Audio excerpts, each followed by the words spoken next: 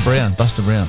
Yeah. Before we get to the tats here, tell us a bit about Buster. That was Phil Rudd on drums, wasn't it? Well, see, that's those guys that came out of school. We formed Peace, Power and Purity.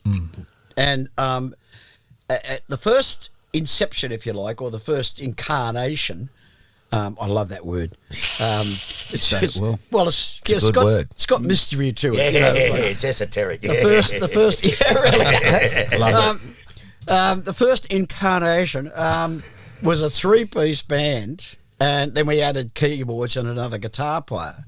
But and we started out playing the blues stuff, you know, and then we started playing. We did some early Zeppelin shit. And there was a band around in those days called Blue Cheer, and they've just sort of in recent years, and they're fucking awful band, but they were a San Francisco band, loudest band in the world. It'll never get any louder than that. Oh, really? We'll fucking show you. Talking to us now, Yeah, you really. wanker. But Yous are only playing on 10. Yeah. We go to 20. Have I got their album? you started 20. Yeah, Blue Cheer. But there were, you know, there was those sort of 3-piece bands around, and then, but you know, we got into more of the Animals. Like we played a lot of Animals material. We played, we did 3 or 4 songs from Crosby, Stills and Nash. Ooh. 4 did in Ohio. That kind of shit, you know. Yep. And so it was a real, you know, I had fucking hair down to my elbows, I had a beard and wore a fringe jacket and lots of beads and shit. And the band was called Peace, Power and Purity. Yeah, like It's like Woodstock days, wasn't yeah, it? yeah, fuck yeah. I watched that Woodstock doco again the other night. How fucking amazing was that? Woodstock. He wasn't in it. No, he wasn't. But for even people, even if you weren't at Woodstock, that time of your life in the world was this movement of young dudes going, we're over fucking war, we're over Vietnam, this is what we want to do. 500,000 want to come and sit on a fucking farm and listen to music and love each other. And it was a real statement. Yeah. And So that's many what, huge messages. There was a lot of other a lot of Persian rugs going on, components. yeah. and I can't wait to get to the tats because I want to talk about festivals. The other And thing, that's sorry, really I gonna need be to say this for clarity about, you know, what I reckon, and there's footage apparently. There's a lot of bands that were on Woodstock that never got into the movie. Yeah, that's Yes, right. that's Heaps. right. Yeah, one of the bands that did was Sly, and that you know, I'd never heard Sly. But, Sly and the Family Stone. oh yeah. fuck! Da-da-da, da-da-da. Yeah. Dun, dun, Dun, dun. dun. Boom jagalaka, boom jagalaka. Great. I just that is like, how fucking good's that? Yeah. Because the bottom end and it's You just surprised me. that You surprised primal me. shit. You know, it's really primal. Just recently, a couple of years ago, during the plague. So I was sitting at home and one of my kids said, look, you know, I was home. That's COVID, right? The plague. Yeah. Yeah, they won't call it that too, but I haven't said that publicly. Now I can. Yeah, Now no. that you've said it. Yeah, it's fantastic. The plague! I used to call it the farce. Oh, It's the fast we'll get plague. into that The later. fast, yeah. Oh, Yeah. Well, he's okay. already said, you know, monkeypox. Woo! Comes from monkeys. Fuck off. Anyway, don't get me started. But We're gonna go. We're gonna. so I was sitting at home, and one of my boys said to me, "Listen, I've rolled you a couple of spliffs," and because it was a weekend, it was pissing out. I was on my own. I was at home, so I get on the Netflix, and they've got this new thing, and it was called The Other Woodstock. Oh, it was the second one. yes. No, it was the one that was held at the same time in Hyde Park, and they were all soul bands. Oh. No, tell us more. What in Oh, London? fuck, you've not seen it. In London. Not Hyde. Fucking, you know, New York. Central Park. Central. Oh, yeah. right. No. It's on Netflix, and it's called, it's a doco. It's called The Other Woodstock. It's called The Other Woodstock. We'll be watching that. Fucking tonight. Or The Black Woodstock. And they were all soul bands. Oh, man. And it's a set. It's this My tiny favourite. little state. 500,000 people there, like the whole park. And this tiny little stage, and they were inventing this sound system as they went. Some of the best performances, but the performance by Sly and the Family Stone on that, because you get the set. Each Young. band does a set. Yeah. And it's just fucking extraordinary. I mean, talk about Yeah. like limited fallback. He was just all energy, but wasn't he? It was just all good shit. Yeah, absolutely. Yeah. But it was, it was Anyway, just I recommend it. If you haven't seen it, go see it. They call it the Black Woodstock. I'll have to watch that tonight. There's no rugby league on tonight, is there? No Thursday mate, night game. It's finals time. yeah. Sensational. Yeah. No, Sensational. thanks for that, mate. Really. Now, you wanted to ask about the tats. Well, Yeah, do you wanna let's- go let's- to let's do you wanna go there. to Cape- 'cause Well, after Peace, Power and Purity came Buster. Yeah. who was Brown in the band? No one. Buster Okay. Brown is a comic from America. It's a Okay. character, Yeah, right? So- okay. and he's like a little Lord Fauntleroy, that he's like a.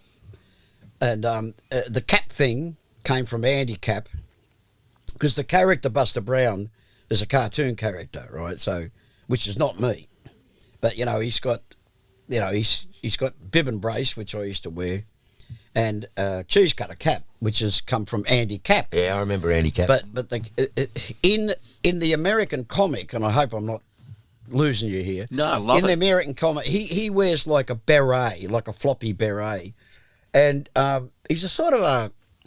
From what I can remember, he was sort of like a middle class, sort of comes from like he wasn't a pauper or anything, and his name was Buster Brown, and I just fucking loved the name. And I thought, like... Makes so much sense now. Oh, so it's much just, sense it's classic. now. So, I read these cartoons of Buster Brown. And when you got to remember that Buster was a common nickname Yes, in it was. America. Yeah. Hey, Buster. That's right. Yeah. Buster Crab. Yeah. Well, that was all that. Australian, wasn't it? Yeah. Yes. Well, it was like mate. Yeah, well, Yeah. It's like someone says Buddy, to you, like you buddy, get introduced buddy, to someone Buster, how are and I call everyone Bud. they go, what's his name again? Mate. Yeah, that's right. That's true. It's one of the greatest things ever invented. That was so quick. Yeah. So that's how it came about. So I joined this bunch of ne'er-do-wells, and Was your music changing, but did you join Buster Brown because there was a change and you wanted to, they were a bit heavier or? yeah. I wanted to my all-time favourite band singer is Rod Stewart and the Faces, and I wanted to model a band after that. So there was an ad in the paper. Geez, he's rooted a few good sorts, hasn't he? And he, Oh, Rod. He's been with a few good-looking Rod Stewart. He's had a line of beautiful women over the years, hasn't he? I'll tell you a story off mic later. No, we got to have it on. So, sorry, Buster Go. Brown, Rod Stewart. Yeah, no. So anyway, I was looking around I was advertising. They were advertising. John Moon, who was one of the guitar players in Buster, he said to the others, like, how about we get Angry to come and, well, I think I was called Angry, but no, I was still called Mouse. He said, how about we get him to come and sing? And one of the guys goes, I've heard he's a bit trouble, a bit of a handful. But so I went along and I had a bit of had a sing with him, and it was Phil, and the bass player that really, I remember Phil saying to me later, he gave me a lift home, and he said, "Fuck, mate," he said, we sounded like a band now, and but there was resistance from the bass player then, and anyway, they were a little bit worried. But I sort of outperformed, I suppose, the others that were trying out. And so, they give me a call and they said, come back and sing. But it was mainly to do with Phil. He pushed for me to get into the band. And later, when the antagonist, the bass player who, didn't really... Bass players are trouble. Fucking big trouble bass players. Always have to stick their nose in everything. I remember saying, Phil I think he put me in. He said, the fucking bass player, he's a cunt. And, That's what they say about me. And, but he didn't want him. So I sort of said, you want me to join the band? They said yes. And I said, look, the bass player, he's not all that good, not great shakes. He wasn't. Yeah. And Phil, Phil's Groove. well, he had wants that a bass player. Yeah. On that backbeat. He wants Yeah. a bass player. Yeah. And And that's when he said, like, there's a kid in our area, Geordie Leach, she's still at school. Geordie Leach. Yeah. But he knew he had chops, did he? And Mate, Geordie's got a gift, mate. And he was at school when you first... Yeah, he just got out of school when he was apprenticed as a first year or so. So what, he was 19 or something? No, he's like 16. Turn up fucking just... Oh, yeah, up just and down the neck. Just carved it. Wow. Yeah. But Wellesley, Peter Wells, was he still in Buffalo then, wasn't he? Yeah. Buffalo used to come and play at our school in the hall at South Sydney Boys High. And Pete Wells was playing bass. Yeah, great bass player. So, did you tell him you have to play slide if you want to play? No. It was I joined his band. Okay. Yeah, he started the band, him and Rylands. Yep. And I was up here with Buster. And they'd come along and seen us, and were you headlining at that time? No, when they came and seen no. We were doing a residency. I think we did 3 nights at Checkers. Oh, what a great venue! Yeah. Opposite the Masonic. Yes. Oh, yeah. Legendary venue, but Checkers, isn't it? Yeah, Goulburn Street. Yeah, That's it. Yeah. So what happened was that your band would come up, you play like 3 or 4 sets a night. And you'd just be the one band on, so... Jeez. Yeah. And the good thing about it was the first 2 sets, no one was there. So by the time all the colourful identity You started... warmed up? No, but, the late-nighters, right? Yeah. Because it was a club for colourful people. Yeah, absolutely. Legendary club. So the essence of Tats was they come and asked you guys to... Yeah, well, join? what happened was that Mick and I came up to Sydney in '74, looking for people to form another Buster Brown, and a very, very colourful identity who used to look after, in inverted commas, bands. Gudinski. No, he's from Melbourne. This is for Sydney, right? So this bloke sort of said, look, I know there's a couple of blokes that are trying to form a band. He said, I think you'd go well in it. He said to me. I said, oh yeah. So he took me around there, and we went to Ian Rylands' place, and they had a band, in those days, so cool. They had a couple of drummers, and they had a couple of guitar players that sort of come in and out, and they were all fucked up on heroin. And everyone was. Yeah, everyone. Well, I was just going to say that, Ray. In those days, there was a shitload of heroin everywhere, wasn't there? Everywhere. Yeah. Everywhere. We were talking about it in the car. Yeah. Everywhere. Yeah. There's not too many musos of your age or era. At least 1 or 2 dudes, if not the whole band, were junkies. Absolutely. Yeah, it's crazy when you think about it. Yeah. I think all the bands that I loved and saw, half the dudes were heroin addicts. Yeah. But it was just the time and place, wasn't it? Yeah. Yep. See, in some cases, it brought out, or it allowed creativity. Yes. Now, in some cases, it destroyed it. Yes, went the other way. So, but it was like we were talking about, I smoked it in the early days, injected it a few times, and I don't know, for some reason it just didn't sit well with me. Not your thing. Yeah, no. Yeah, you need a cookie or a gummy bear. A gummy. I'm thinking more of the gummies these days about, erectile dysfunction. You always have to go there, don't you? What do you mean? You started it. That's it. You're following him. Angus, he's following you, Ray. He's dragging you down. He's dragging you down. Come on, let's get back. I want to get back to Rose Tattoo because I loved the Tats. When I bought your first album, oh man, my mother used to bang on my bedroom door and say, turn it down. Not turn it off. No, not turn it off, turn it down. Stuck on You Like a Rose Tattoo, to me, amongst that album was just a fucking classic. Yeah. Go away from this heavy shit. It's still a bit heavy, but what a song. And the performances of the Tats. I want to ask you this. When that original band got together, did you rehearse one song and you just went, oh, fuck, yeah, this is it. This is it. I think for me, Now, don't tell us too much because you got the fucking book coming out. The book's coming out, right? I've said this 1,000 times. For me, it was pretty much the first jam. Yeah. From moment, I hate saying moment one because it's such an Americanism. From the first, I remember coming away from there with Mick, and Mick only played. They didn't want Mick in the band, and they had a couple of other guitar players. Now this was like first or second time that I went there to have a jam, and the other singer had just left, and I just came in and we sat down and we were talking about it, and they said, oh, well, blah, blah, I won't name him, but he's not turning up. He's smacked. So Mick said, well, I'll sit in. And we were just jamming on covers.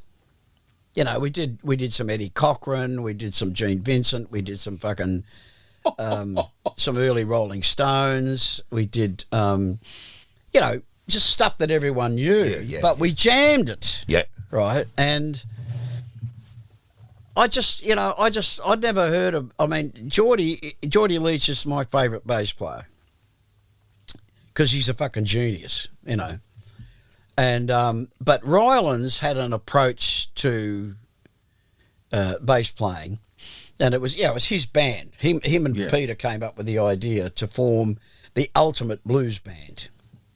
And because in those days, the other guitar player that didn't make it was Norm Rowe, who played with Ian in Band of Light. He was the slide player, and so they wanted Peter. I'd always, because of his blues thing, he always wanted to play slide. So it would have been sort of more. No, it couldn't have been more. I was about to say the idea that they gave me was sort of they wanted a heavier sort of Allman Brothers. Yep.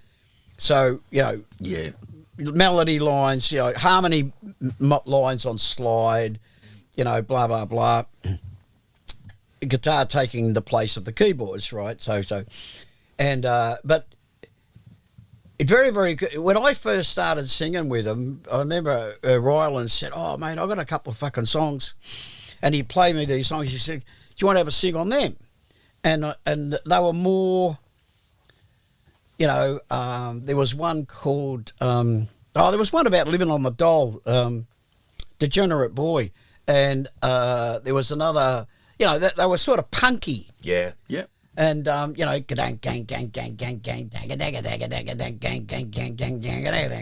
rhythmic punk was just about to arrive, late 70s, wasn't it, in England? Yeah, and that fucking changed everything then, didn't it? Yeah, the punk scene. I think that's what when, because like I said, Rylands had this wonderful chunk, but it was still rock and roll. It was like it had that swing, and. And when the punk thing arrived, it was just something that opened up. Heavens opened up for him, and that's when he started to play, really, really fast. And it's like with Mick. When I first met Mick, he answered an ad for Buster. So this is like 73, 74, and Mick was playing more like American music, like the Allman Brothers, and he was more a rhythm player, but he was trying to play some solos and shit. And I introduced him to all the Faces and like heavier bands, and he started to get the idea, and then he comes up here and gets under the influence of Rylands. And so, Mick was known for his fast right hand. And when I first met him, he used to play like Pete, strumming. So it had this beautiful rhythmic, like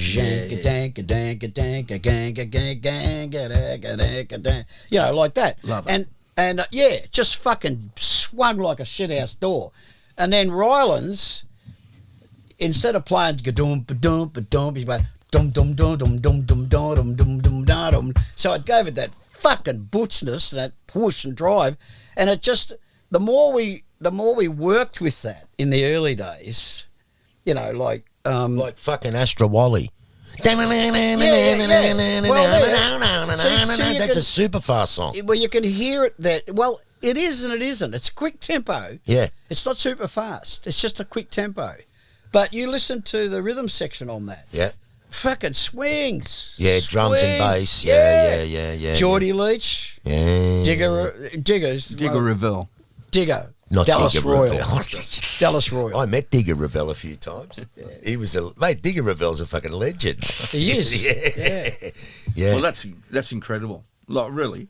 Yeah, Do you reckon well, it all comes still as heavy as the Tats have been? It's all blues roots. absolutely. We're just a very loud blues band. Yeah, really loud.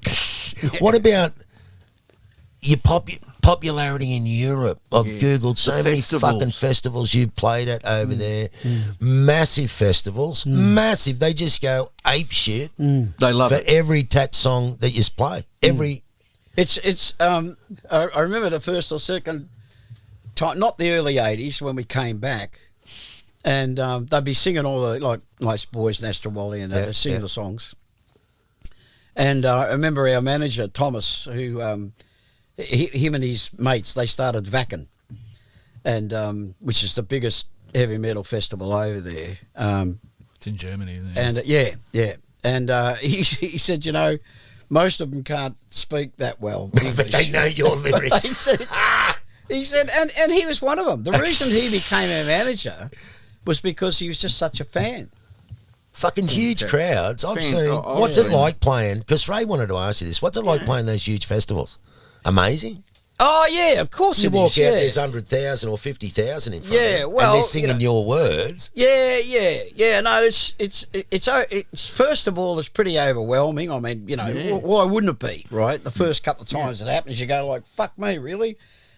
We better fucking do something here. And We don't want to let them down. yeah, but and we didn't get full of it. Don't get me wrong, but we quickly learned that when they're a fan there, that's it, mate. It's like you're bonded with blood. Yeah, you know, right. fucking, you can't do any wrong. I mean, if you stink, they'll fucking fuck off. They don't want to be shortchanged. Nobody does. But as long as you deliver the goods. Did any of the girls get on top of the blokes and show you tits? Oh, all the time. Really? Yeah. Was it just a staple kind of thing where it just happened all the time? It's a roast No, it happens quite a bit. Guns and okay, Roses. yeah. But their girlfriends are the bloke whose shoulders are sitting on. So like, all you get is like, oh, nice tits. You know, I move on. What was it like? I know Dawsey wanted to ask you this. What was it like touring with Guns N' Roses?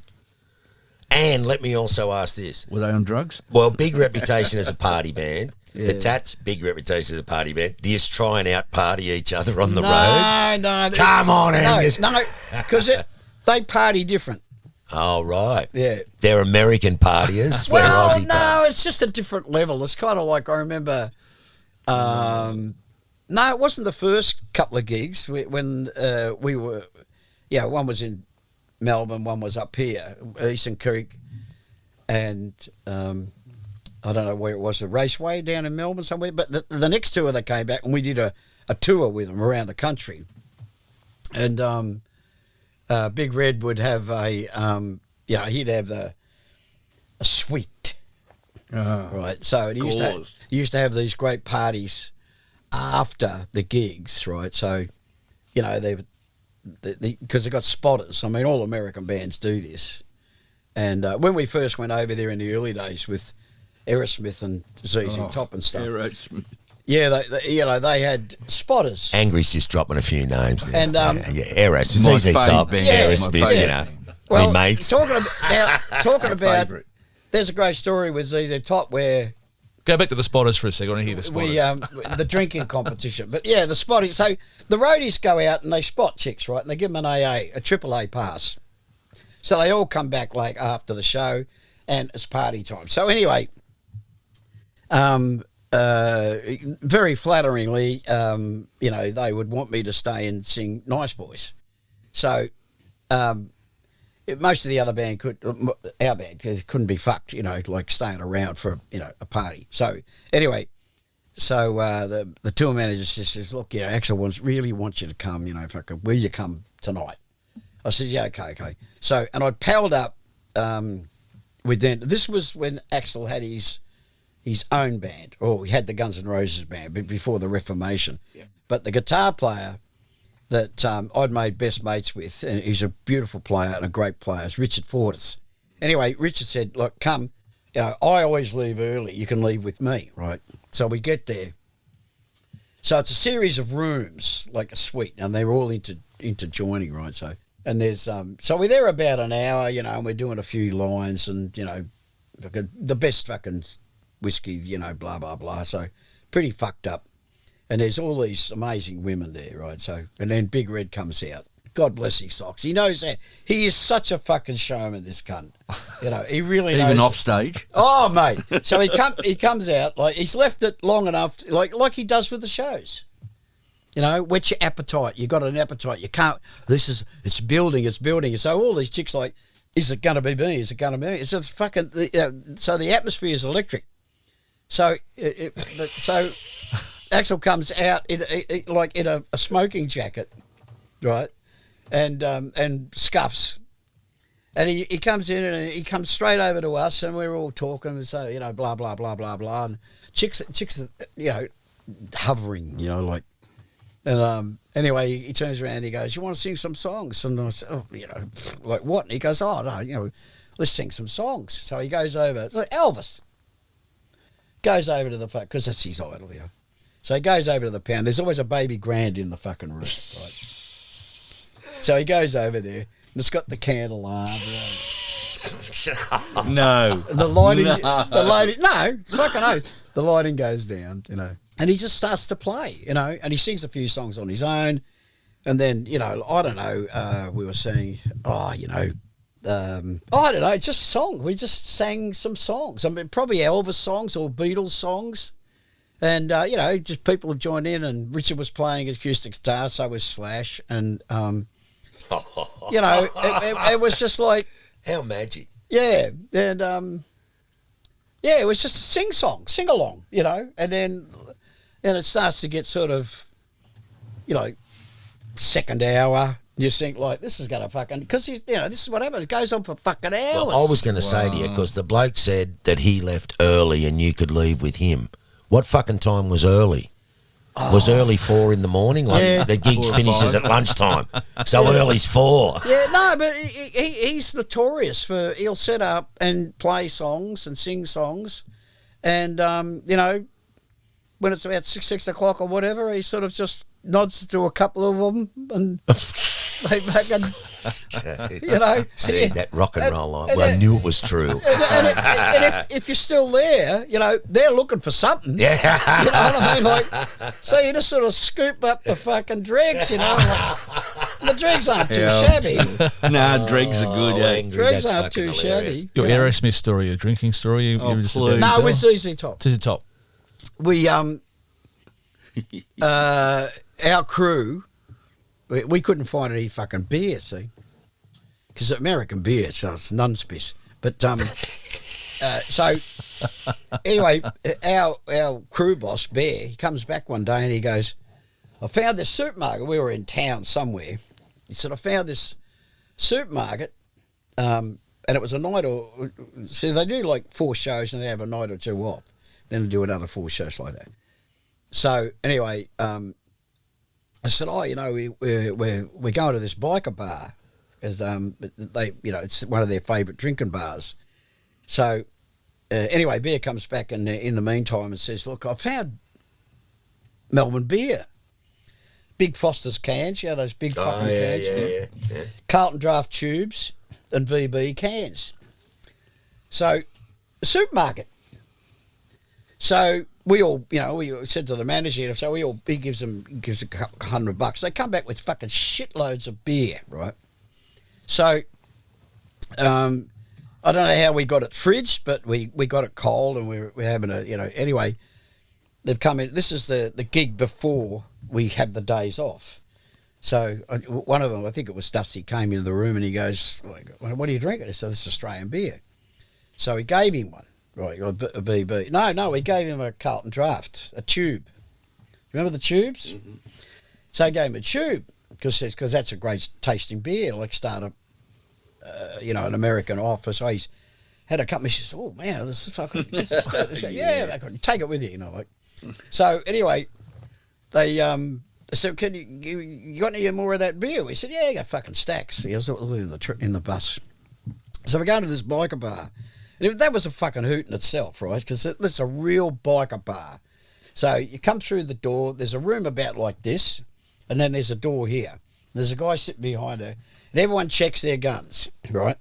Gets a chit, and you got a security door here, a security door there. And so, there's blokes outside. So if someone fucking fires, it's only going to be in that little room. Yeah. The bullet's going to go, chong, chong, chong. Well, you're not going to, no one shoots. There's only this bloke. Yeah. He's got to be the unlucky one. Security guards there, and these are cunts that you don't want to mess with. You know what I mean? Yeah. And club members, but who shall remain nameless, but very, very high profile club. Anyway, so we go in.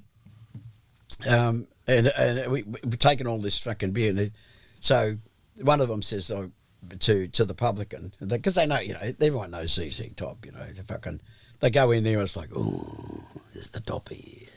It's like, top. you know what I mean? Like everyone talks in quiet tones because the top are here. The top. And so they come in and we sit down there, and he said, they've got their own beer, they've got Australian beer, and he goes, the publican says, I'd like to try some of that. This big fucking cunt with a fucking beard. And so anyway, we drag all this beer in, and we're sitting at the table, and the bloke who's the barman, who's the manager, the owner, he comes and sits with us. So he say they drink a beer like they drink American beer. So they've had 3 or 4 beers each, and they're fucking plastic. We should explain their beer's about half the strength of ours, isn't it? Well, so they're drinking 4.9%, 5%. If you're lucky. That's what we're drinking. They're drinking 2.5%, 2%, if you're lucky. And they're drinking our beer like they drink theirs. Just the way. They're fucking in trouble. They're in trouble. They were fucked up royal. And by the end of the night, it was like, yeah, fucking. Because we taught them to say cunt, which is. The first time they heard me say that, we were in a trucker's bar, right? So we've stopped and we got on. I said, every cunt in here is a fucking dressed like a cat. And they said, you can't say that. We're fucking what? See, people get offended, but we don't want to use it offensively, do we? It's just term of endearment. It's a term of endearment. You're a good cunt. Or a sick cunt. Or a sick cunt, yeah. But in those days, so anyway, they didn't even like saying fuck in public. Oh, but really? The cunt word was just like, no, can't say that. No. Draw the line there, So, when you're in Rome, you wear sandals, you know what I mean? So we stopped saying it. Anyway, getting back to, we do another 3 or 4 gigs, right? And then we're in another part of Midwest somewhere.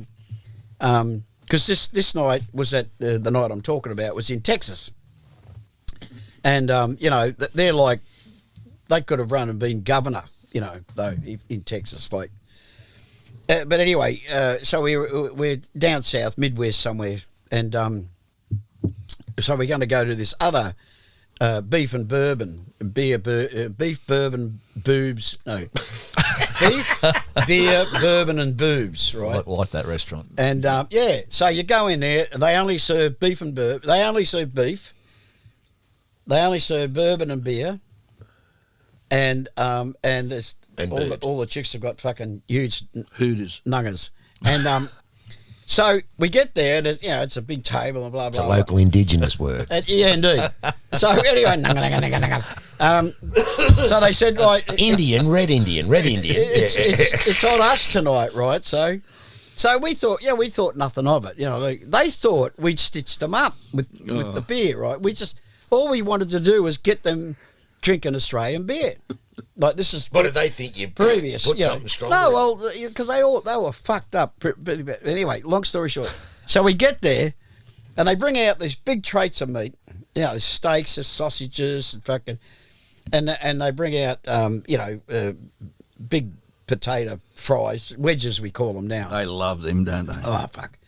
Chili sauce, blah, blah. So anyway, the girls arrive with the drinks and they got pitchers, trays of pitchers, and then another girl arrives with these, and what they call a shot is a glass about yay big. Yeah.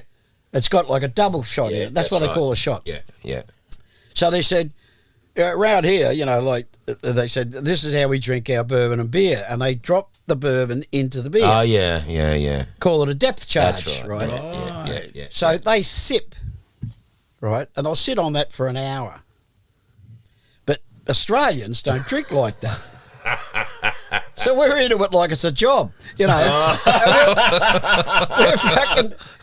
hey, this is great. This is fucking great, because the taste, which is, you taste bourbon mixed with beer, it's like ambrosia. It's like mother's milk. So we've had 2 or 3 or 4 of these, and the meat's there and the girlies are there and, the girlies, y'all, oh, God. And they sit on your lap and... Your face is really lit up now. Yeah. Is it all right? I can remember. So I said, oh, Jesus, I got to go for a slash. And Dusty says to me, he goes, well, I'm going to... Because we taught him what slash meant. Not a guitarist. No, we hadn't met. Yeah, slash. We hadn't come across slash yet. Okay. I had to tell Slash. Yeah, what about that? We call that going for a piss, mate. It's your name. Well, me trying to explain to the guys out of it what septic meant. Septic tank. Yeah. Anyway, that's another story in itself. So I get up to walk. I was fucking full as a state school. I just couldn't. I could hardly walk, and I get there, I can't take it. Full of it. We're having a piss, and this American, this big fucking bloke, the fucking beard, because they're all like that over there.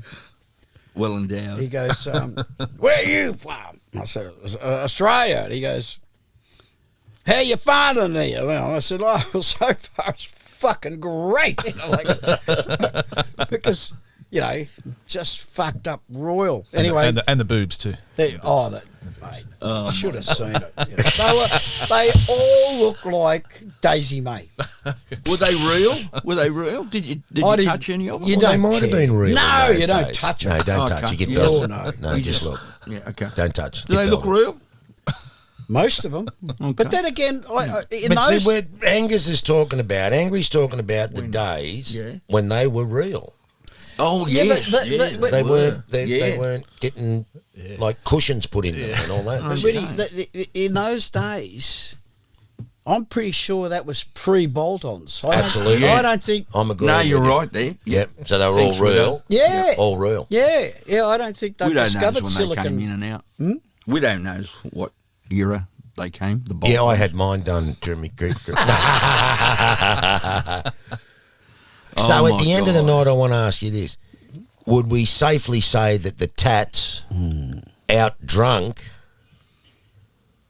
is the top Once. that night? Fucking took them down. And and they paid us back royal. I bet you they Because they, like I said, they sat there and they just sipped. Yeah. And we're typical Australians, guts, like, fucking Jesus, this is fucking... And the beer came in jugs, like on a platter. Like, so there's 4 jugs. So you're drinking it out the jug?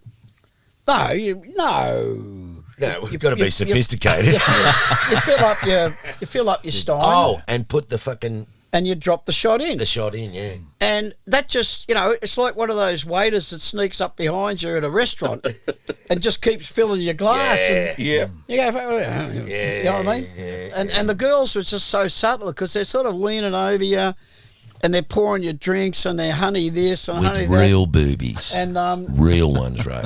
It would have been the era of real boobies. yeah, say something in Australia for me. We're coming over for a visit, Angry. Yeah, could you imagine it? What about in Vegas when they had the boot full the of beer, alcohol? full of beer. Yeah. The plastic boot. You could get a boot and drink a boot. So you're not interested in that, are you? 1987, after 5 albums, Rose Tattoo, that incarnation had sort of and you left to do some solo stuff. That's when you did the Suddenly, wasn't it, with the Neighbours and the big wedding there? Great song. Great song. Went back to Uncle Michael, and basically he said, "Well, what do you want to do?" And I said, "Well, the band's folded up. I want to do some solo stuff, and I want to write different material." And he said, "Well, okay, let's hear the material, and then we'll pick a producer." And the producer came out to do. He ended up doing 3 or 4 bands. He did the Choir Boys. He did us.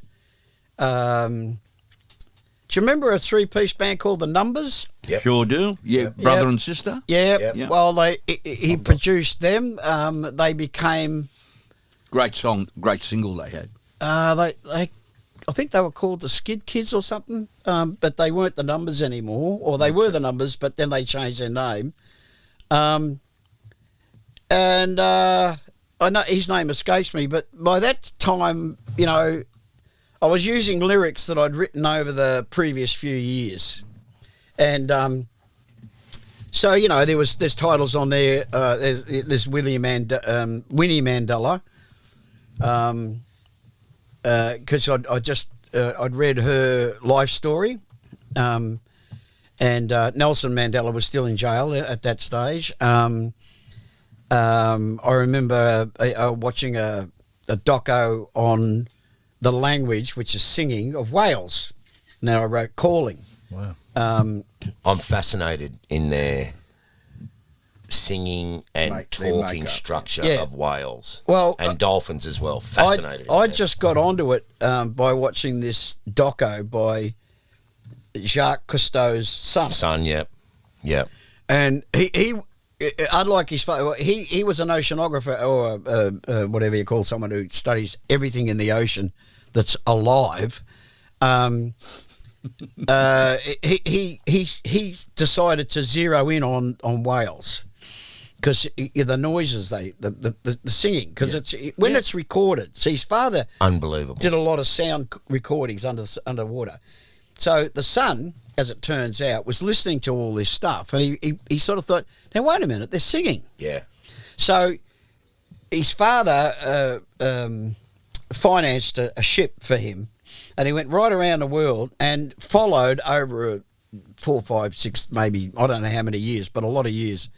Followed pods, and what they recognised is each pod has its own song, right? No, so wow. that's it's like their tribal song. So they sing that repeatedly wherever they travel. So what happens is that sound travels through water. So there's a Japanese bloke who's done an amazing studies on sounds in water. That's another story about healing frequencies and shit. It's fucking amazing stuff. Anyway, having said that, going back to the Cousteau kid. So I'm watching this, and he said, like, what happens is that they pass one another because they sing songs. It's like, we're coming. We're going through this way. We're going to follow the coastline, or this is what they imagine they're saying. So the other pod moves aside. Wow. To let them go. Or they say, this is what they surmise. They say, we've just fished in this area. There's plenty more shoals here. So they move on. And another pod, 1,000 miles away, has heard the song. And they've gone, okay, we know where to go. Wow. Where these shoals of fish are. Because this other pod told us. Now, this is the amazing thing. They understand one another's language, right? So it's not unusual. And this is where it gets back to the lyric of the song, Calling. Yeah. They teach one another their tribal tune. And then the other pod will adopt it as another song. And then they'll add their nuances. Like sampling. Yeah. Yeah. Yeah. So they learn the song. They don't end up mimicking it. They do an adaptation of it, which is fucking extraordinary. And I thought... It is. Anyway, I remember, this is a great story. I remember because we released Calling as a single, and you had whales on it. Yeah. I went and swam with a whale up at SeaWorld, and extraordinary experience because she took a liking to me. What, sexually? Yes, Okay. and at one stage she was holding me. He's down. always got to get. No. This is. Well, Why have apparently, you got to go there? This is a really serious conversation about fucking Let him whales. finish the sex bit. And you've gone down below the let belt me again. finish the sex bit. You go, and what There was- happened? No. Oh, yeah, like Only joking, Ray. One of the two of the keepers had to come down and get me out of the because she They was. had you pinned down. Was it She did. a humpback or a... No. The humpback. No, I'm not joking. That's not a sorry. joke. No, You up know, there, was it a humpback or a They've got killer whale? I think they're Sperm whale? no. Stop it. They're I think some of them are called Minsk or Misk. Yeah. but they're a small Minky. minky. Yeah, Minky they're whale. small ones. These were round nose, and they're a. Round-nosed minky. The body without the tail That's right. would fit in this room. That's right. The Minky. ones at SeaWorld. That's right. Minky whale. So anyway, yeah, she took a shine to me. So at one stage, she, I was swimming along beside her, holding onto her dorsal, and was swinging around, right? So anyway, she leaves me in the middle of the pool, and she's swimming around me, and then she came up over the top of me and pushed me down. But the handlers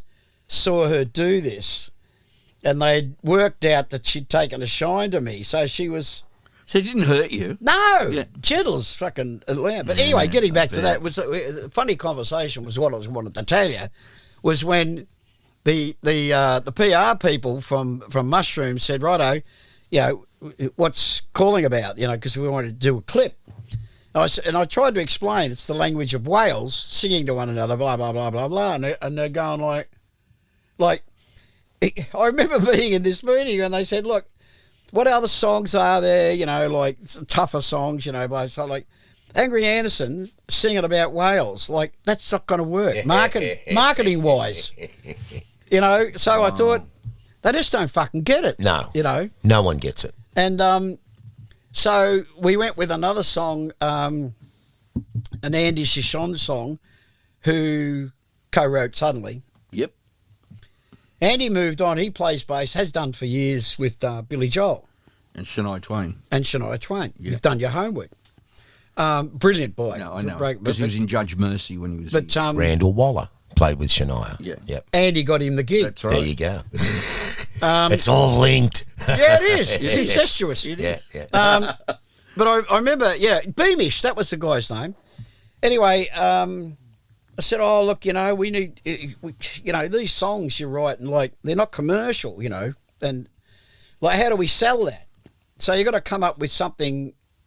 So Beamish, being Californian from Los Angeles, Lovely place. he said, yeah, wouldn't want to live there. No, but I like their records. Didn't work for me, but that's just me. Sure. I was brought up in Pascoe. What the fuck would I know? Yeah. Los Angeles was like, it looks great at night. It's huge. But so anyway, we go in the studio and he said, we need a couple of, we need something to give the publicity department because they want a marketable song. So I suggest we write love songs, girl stuff. I said, well, Winnie Mandela actually is a girl, because I think that's a great song. And, layered harmonies and, all this sort of shit. And I thought, that was a cracker track. Love that. But they said, a bit controversial, Winnie Mandela, blah, blah, blah. So I said to Andy, who's the bass player, classically trained pianist. So he sat down at the piano and I said, play me some shit. So he started playing this stuff and I'm playing this, we go in there for a couple of hours every day for about 4 or 5 days. And then I said, I've got some lyrics. I just popped into my head.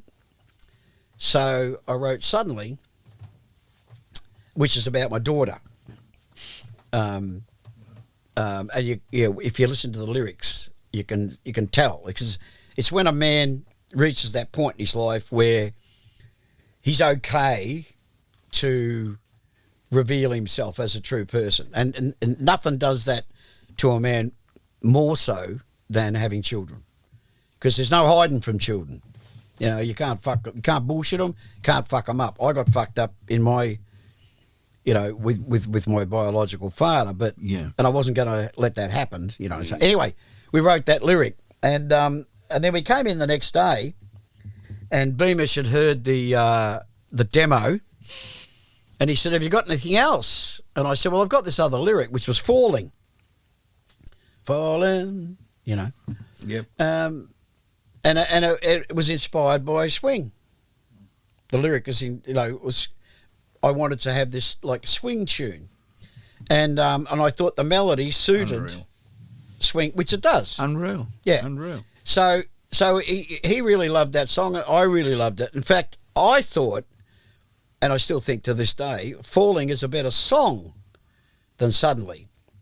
But Suddenly had, you know, that marketability, but it had that It charted, didn't it, Suddenly? Yeah. Oh, yeah, it was Done huge. good. Yeah. And was it for a TV show also? Did they play it in a TV show? Yeah. Neighbours. Neighbours. Scott and Charlene got married. Yeah. That's right. To Suddenly. Well, yeah. Huge, angry. Yeah. Huge. Well, in the UK, fuck me. Massive. Oh, fucking Neighbours. But it's huge. Kyle's, she picked that song. Kylie picked it. Wow. She told me years later. Django's dropping a few more now. She likes hard rock too, eh? We say, yeah, I offered her, but She likes that she had the good sense to knock me back. But there's one of my favourite photos actually is I've got a photo that Bob King took. Yep. Of Kylie sitting on my lap at a do. You know, it's a black tie do. And I think it was the bicentenary, I think. But she told me this story about how, because Mushroom used to supply all the music for Neighbours, and they gave her all these albums, and they said, go through that, you know, see if you can pick some songs. And they tried to push two other artists who shall remain nameless onto her as her song. And she told me years later, she said, I remember hearing that song, and she said, I cried. I thought it was a beautiful song. So she goes back to him and says, you know, this is the song I picked for my wedding song, right? They said, oh, yeah, but what about this and what about that? And anyway, she stuck to her guns. She goes, no, whose fucking wedding is it, you know? It's mine. And, you know, this is the song. And that's how it got up. Yeah, wow. Yeah, cool. That's a young photo. We're just watching. Angry. We're just looking at a photo of Kylie and Angry together. Well, that takes us to... Who's the other bloke? I don't know. What's his fucking name? What's his name? It was Scott and Jason Donovan. Jason Donovan. That's it. So this takes us to all the other stuff you did, Mad Max and TV stuff. And we haven't even touched on Ironbar Bassie. We'll get around to it another day. I got to go. We should. Can we get you back to talk about all of that? Fuck yeah, That's another fucking 2 hours. Yeah. It's been extraordinary up to this point, mate. Unbelievable, mate. Like, I'm blown away. No. Well, a lot of things make sense now to me. You got to get a better quality guest. That's what you got. Well, there's all the charity stuff you do as well, and all that kind of charity, stuff. Hey, television is another story altogether. When's the book getting released? I used it when it's finished. This year? No, I'm taking the Da Vinci line. Yeah. When it's done, it's done. Yeah. When it's finished. That's it. Well, Cunt this will be face, a fuck half a chapter at being on our fucking podcast. Absolutely. But the thing about it is that, you know, it's like talking about the book. I've been telling Phelpsy, the guy who's writing it with me. The swimmer? No. Oh, sorry. Ray.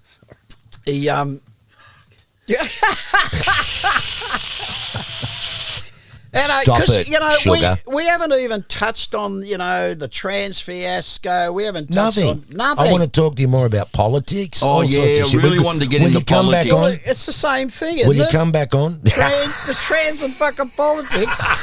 The politics, mate, I'm just very angry at the moment. Supposing that this is a conspiratorial. But you it's come back on and it is a conspiracy, brothers and sisters, and we're all being fucking had. Yes. we've had the wall pulled over our fucking eyes. They want us to be sheep, don't they? Of course Really? they do. Sheep. Will you come back on and Absolutely. We want to All right, hammer it. We want to that's tell the good. truth. Absolutely. There it is. What a day with Angry Anderson. How's and we're that? only, how was that? And we're only halfway there. Yeah, thank you, mate. 10%. It's always about the money. Hey, get ready for part 2. Well, by that stage too, your book might be out, so we could plug that. And 2, 3, 4, 5, and 6. What a pleasure. Unbelievable. We've What got a shit pleasure. loads to talk about. Yeah. We got a lot of shit to talk about. Fantastic. Really loved Shugs, you're on fire again today. Thank you, mate. Dawsey just Dawsey. organised everything. Angus. And the thing about the navel, it's because the good thing about the navel is, is navel gazing. Look, my only advice, fatherly, is get your mind above your navel, but centre on it. I've nearly There's a song there I have Find nearly your- fucking choked above a the couple of navel. times laughing today. Find your true self. above the navel. I You're love in a- that. And Angry Anderson! all right, until we get you back for part 2, over and out, and catch us all later. Bye, Dawsey. Oi, oi, oi, oi.